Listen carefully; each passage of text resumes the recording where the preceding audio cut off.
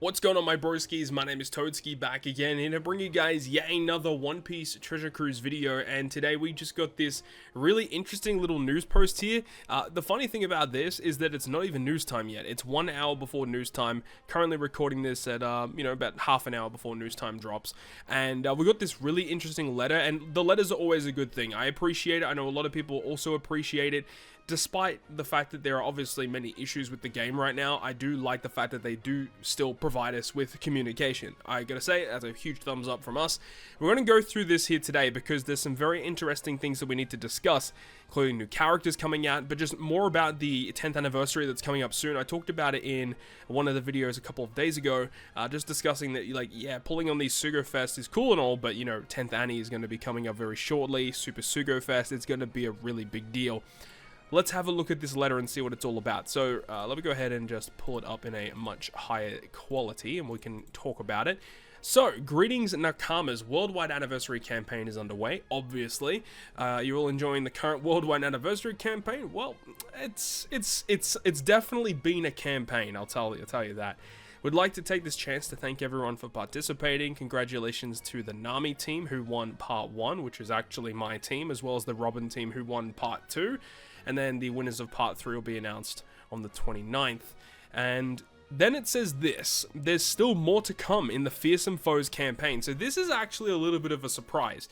So they're saying that there's going to be even more stuff in regards to this Fearsome Foes campaign. Starting on the 27th of March is going to be a brand new batch of legends, which is just like the normal like month batch legends. Now we don't know at this current point in time if this is going to be like a brand new anniversary exclusive or if it's going to be a generic legend. The fact that it does say it's a Fearsome Foes celebration event leads me to believe that these characters will be classified as anniversary exclusive, but we don't have confirmation yet until we get the banner information in game.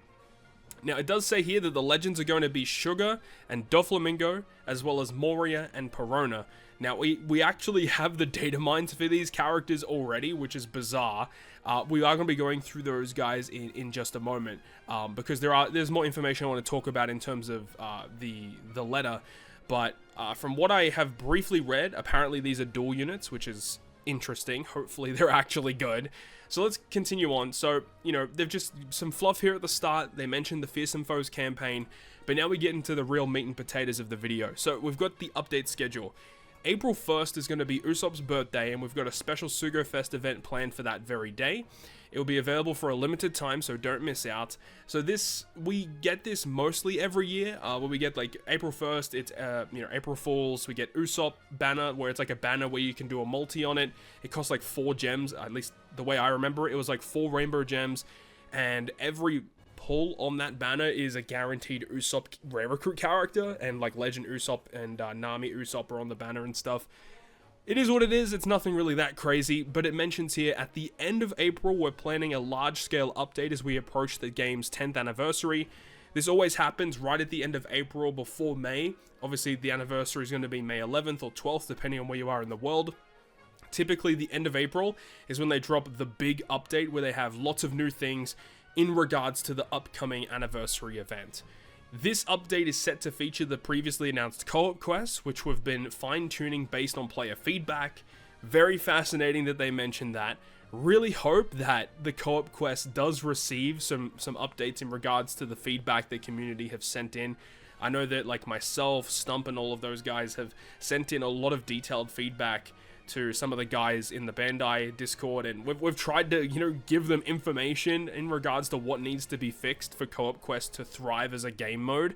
So it's interesting that they have mentioned that. It then mentions this: the Grand Feast SUGO-FEST feature is related to these co-op quests and is slated for release. So you've got co-op quest as this logo here, and then the Grand Feast SUGO-FEST in spring. So maybe this is going to be a seasonal thing, so every season we get a new SUGO-FEST in regards to co-op quest, because that's what it's talking about. Instead of rainbow gems, this new version of the SUGO-FEST will let you use items obtained from the co-op quest, which can then score you new characters, and by popular demand, we plan on adding more characters as well.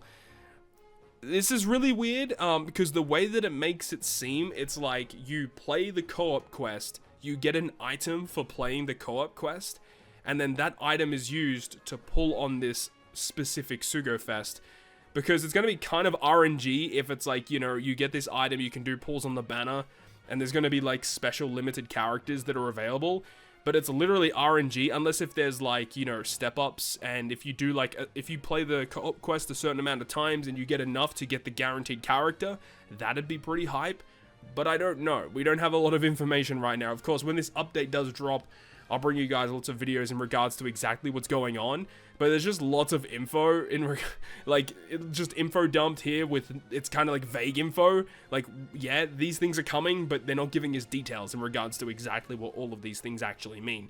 So what we can kind of understand, co-op quest is coming, fine-tuning the details based on the feedback. Grand Feast SUGO-FEST mentions spring specifically. You get items for playing co-op quest. That item is used to pull on the Grand Feast SUGO-FEST. Interesting, right? And then it says, by popular demand, we're going to be adding more characters. I don't really know what it means by popular demand. Like, is there going to be a voting system where people could vote for characters? I don't know. Doesn't make a lot of sense. Schedule details and more information on the large-scale update feature for the Grand Feast Sugo will be revealed in an OPTC letter in late April. Be sure to check it out. Treasure Cruise 10th anniversary is coming up. The game has made it this far thanks to our amazing players. Thank you very much for all the support over the years. We want to thank everyone and have a blast on this very special occasion. So we're adding a variety of characters, updates, and campaigns that will make this an event to remember. Be sure to keep an eye out. Well, we'll see. I mean, look, it's a 10th anniversary. I would hope that it's going to be an event to remember. You know what I mean? So, yeah, interesting stuff here. Letter from the OPTC team. Yeah, of course, we don't have a lot of information to go off of right now, aside from what we've already talked about. So, we will see. And, of course, when we do get updates, I'll bring you guys a video giving my thoughts and opinions about all of it. But let's take things back a little bit, back to the newest banner that is going to be dropping on the 27th, with Moria and Perona, as well as Doflamingo and Sugar. As I mentioned, we actually have details in regards to what these characters do. So here is the unevolved artwork for Doflamingo and Sugar. Actually looks pretty cool. We have the unevolved artwork for Moria and Perona, and then we've got the evolved artworks, of course, as it was kind of shown off in the details. So I think that these characters look kind of cool. I'm very excited to see what they're all about, so let's go ahead and jump into it. So, Doflamingo and Sugar. Doffy's quick, Sugar is int, driven, cerebral, not too much of a surprise there. Captain ability, so this is probably the combined captain.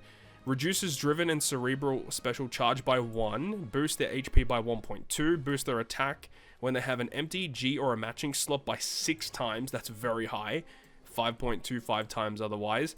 Makes quick and int slots beneficial, heals the crew by 0.5 recovery for every perfect, 20% damage reduction, reduces special bind by 10 turns. Okay, like, it's nothing game-breaking, but it's a good captain ability. Reminds me a little bit of Superclass Doflamingo. He also had the captain ability to remove 10 turns of special bind, and they're kind of just bringing that back. And of course, the whole Fearsome Foe celebration, pretty much all of the characters are focused around the Driven class, so all of these characters are actually working together, which is pretty cool. So captain ability, don't have too many issues with it. It's just, it's basic. It's got good damage though. It has healing, it has HP, damage reduction, very tanky, lots of matching slots, and then the 10 turns of special bind. It's a very solid captain, no complaints. Special ability at 14 turns.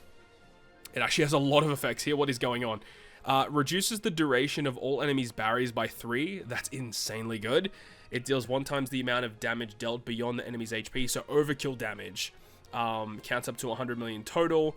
Okay, so basically it does an overkill. So if an enemy has, let's say, 1 million HP, and you deal 1.5 million damage, the overkill is 500,000. So you did 1.5 million, the enemy has 1 million, 500,000 overkill, meaning that in that next turn, if you use his special, you deal that 1 times overkill, which is a 500,000 total. But of course, you can stack this super crazy high, like have a massive burst turn, do a bunch of damage, get a ton of overkill.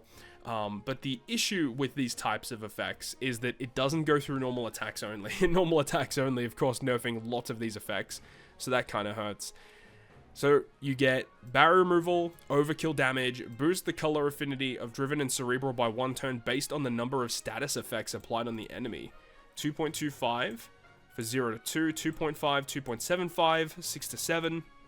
And then it says 2.75 times and further boosting the effect of crew's color affinity boosts by 0.25 for 8 or more turns. And then if the captain is Driven or Cerebral, applies a weakened status.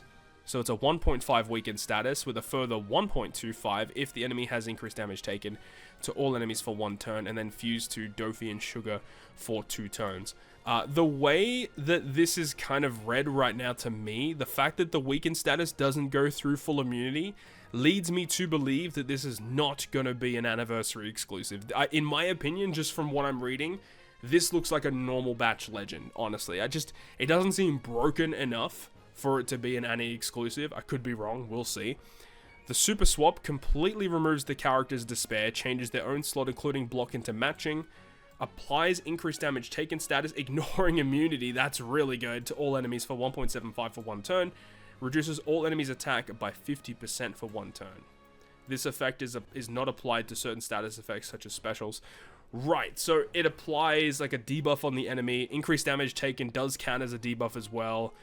Okay, so this super swap is actually really good. That's a very, very good super swap. So that actually kind of that gets me thinking maybe this is an anniversary exclusive, because that super swap is insanely busted. And another thing is we don't know what the solo captain abilities are going to be like for these units as well, which can really like change the usefulness of these units. If their solo captains are pretty mid, that's definitely going to hurt. Hopefully both versions of like Doffy and Sugar both remove the special bind. That's actually going to be important, but we'll see. Special ability is interesting. It's got some neat effects. The super swap is insane. I think this character is going to be used just literally because the super swap is that good. And then the weakened status, if you're able to apply it, could definitely be very strong. But mainly like the main boosting effect you're getting is color affinity. Weakened status isn't guaranteed to be applied, but if you can apply it, it's very, very strong. So that's the Doffy and Sugar character. They're pretty interesting. They're not my favorite legend for sure, but they seem okay. They seem fine. Let's move on to Moria and Perona. So Moria is quick, Perona is int, driven cerebral once again. So captain ability is -1 cooldown to those two classes. 1.3 health, 5 times attack, boost the damage dealt to enemies with certain debuffs. Increased damage taken, delay, poison, defense down, paralysis, ignite, negative by 1.04 for each status effect. Ooh, hold on, this could be really good. Effect applies up to 7 status effects, up to approximately 1.315, total of approximately 6.579 times attack boost. Alright, that's pretty crazy, but at the same time, you have to have some type of way to actually apply up to 7 status effects to the opponent to get that max damage, but boy, that that could be pretty insane, actually. I mean, this is the highest multiplier that we currently have in the game that can be boosted to the whole team, basically. This is really strong, 6.579. Man, power creep is going crazy. Then if we're getting this now, dude, does it mean like anniversary is going to be like a 7 times attack boost? What's going on, dude? This is crazy. Recovery and tandem slots are going to be matching as well. This captain ability, even though it has that really high multiplier, the captain ability of Doffy and Sugar is way better. Moria and Perona's captain are more of a gimmick. Don't think it's going to be that useful. In more content, Sugar and Doffy are definitely better. So the special ability reduces HP by 10% of the enemies. So damage dealing special is always good. Driven and cerebral attack for 1 turn based on the number of status effects. So 2.5, 2.75, 3 times. 3 times and further boost the attack boost by 0.25. Reduces crew's bind and burn by 6. Boost damage dealt to increase damage taken negative by 2.5 for 1 turn. Well, that's really strong. This character applying lots of effects. Applies paralysis to all enemies for 2 turns and becomes Moria and Perona also for 2 turns. So I didn't even realize that as well. The fusion for these units is only for 2 turns. That's fascinating. That's very abnormal. That usually doesn't happen. Okay, so then the super swap gives all enemies negative status. Which is a 20%, yeah, 20% attack and defense removal, ignoring immunity to status effects. That's very good for 1 turn. And then applies a -25% cerebral and driven resistance down, and then heals 8k at the end of the turn. That's really strong. These characters' super swaps are very, very good. I like it. This character seems really, really good. I mean, both these characters seem great, honestly. Like, I don't see too many issues with them.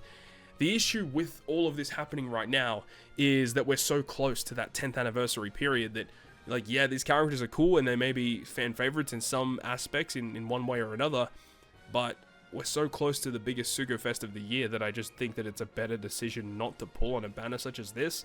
And look, we'll have to wait and see what the SUGO-FEST is all about. We'll have to see if these characters are considered anniversary exclusive, because if they are, that will definitely change things for sure.